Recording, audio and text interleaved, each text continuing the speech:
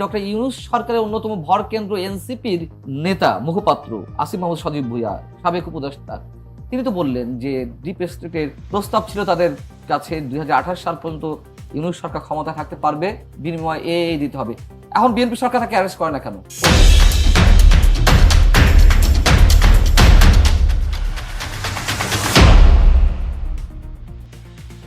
আমরা তো সন্দেহের জায়গা থেকে, সমীকরণের জায়গা থেকে আমরা ডিপ স্টেটের কথা বলে আসছি। বিভিন্ন ইনফরমেশন, দেশীয় এবং আন্তর্জাতিক জার্নাল এবং যা কিছু ঘটেছে গত 20 মাসে, এবং তারও আগে সাবেক প্রধানমন্ত্রী শেখ হাসিনা বলে গিয়েছিলেন ডিপ স্টেটের কথা। হ্যাঁ, কি করতে চাইছে তারা? বাংলাদেশ থেকে কি নিতে চাইছে? বাংলাদেশকে ভেঙে একটা খ্রিস্টান রাজ্য তৈরি করতে চায়, তিনি স্পষ্ট করে বলেছিলেন।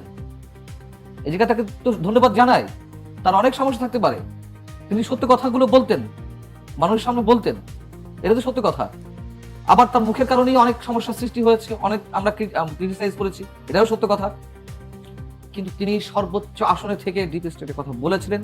তিনি শুধু নামগুলো উচ্চারণ করেননি, তিনি বলেছেন সাদা চামড়ার এক লোক এসে আমার কাছে এই চেয়েছে, না হলে তাদের পরিকল্পনা আছে পূর্ব তিমুরের মতন একটা খ্রিস্টান রাষ্ট্র তৈরি করার।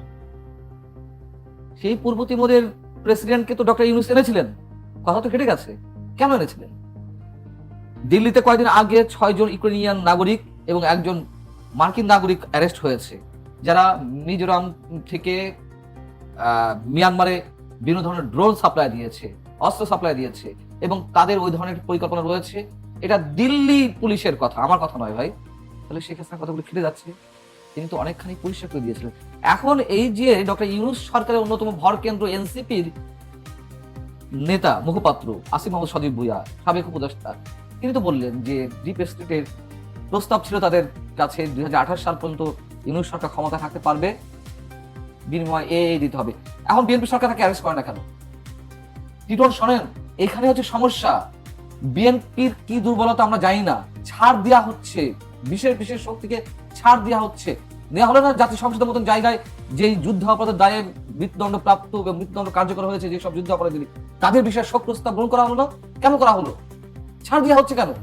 এবং কি আমাদের দুর্ভাগ্য, কি ইতিহাসে কি নির্মম পরিহাস যে স্পিকারের চেয়ারে একজন বীর বিক্রম হাফিজউদ্দিন সাহেব, তাকে এই প্রস্তাব গ্রহণ করতে হয়। জামাত যখন এই প্রস্তাব দেয়, সব প্রস্তাব, এর চেয়ে কষ্টদায়ক কি আছে বলুন তো? তারপরে বিএনপি ছাড় দিচ্ছে কেন? বিএনপি আসিফ মাহমুদ সজীব ভুঁইয়াকে অ্যারেস্ট করা করছে না কেন? জিজ্ঞাসা করছে না কে তোমাকে প্রস্তাব দিয়েছিল, সেই লোকের নাম বলো। কান টানলে তো মাথা আসে। তাহলে আমরা বলবো যে বিএনপি কি এর সাথে প্রশ্ন ওঠে না? তাহলে বিএনপি এর সাথে আছে, মিলেমিশে বিএনপি আপোষ করে চলছে।